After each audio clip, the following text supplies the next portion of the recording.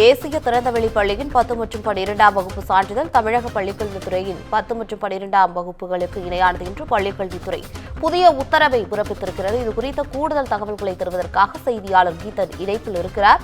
வணக்கம் கீதன், என்ன உத்தரவு, என்ன மாதிரியான மாற்றங்கள், உங்களுடைய விரிவான தகவல்களை பதிவு பண்ணுங்க. வணக்கம். குறிப்பாக மத்திய அரசின் இடைநிலை கல்வி வாரியமான சிபிஎஸ்இன் கீழ் தேசிய திறந்தநிலை பள்ளி செயல்பட்டு வருகின்றது.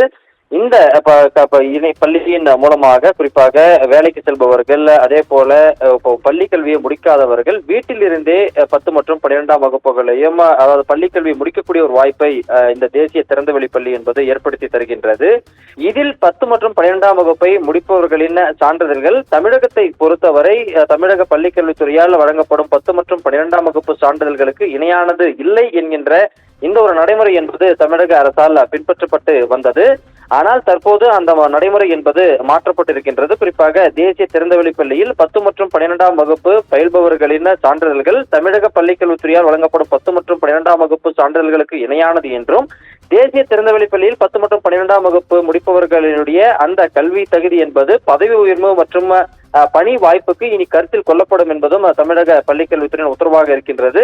இந்த தேசிய திறந்தவெளி பள்ளியில் சான்றிதழ்கள் செல்லுபடி ஆகாது என கடந்த பிப்ரவரி மாதம் தமிழக அரசு அறிவித்திருந்த நிலையில் தற்பொழுது அந்த உத்தரவு திருத்தப்பட்டு இந்த புதிய உத்தரவு என்பது தற்பொழுது பிறப்பிக்கப்பட்டிருப்பதன் வாயிலாக ஆயிரக்கணக்கானோர் வீட்டிலிருந்தே இந்த தேசிய திறந்தவெளி பள்ளியின் மூலமாக 10 மற்றும் 12ஆம் வகுப்பு முடித்தவர்கள் இனி தமிழகத்தில் அரசு பணிக்கும் அதே போல பதவி உயர்வுக்கும் தகுதி பெறுவார்கள் என்பது இதன் மூலமாக நாம் புரிந்து கொள்ள முடிகின்றது. உங்களுடைய தகவலுக்கு நன்றி கீதன்.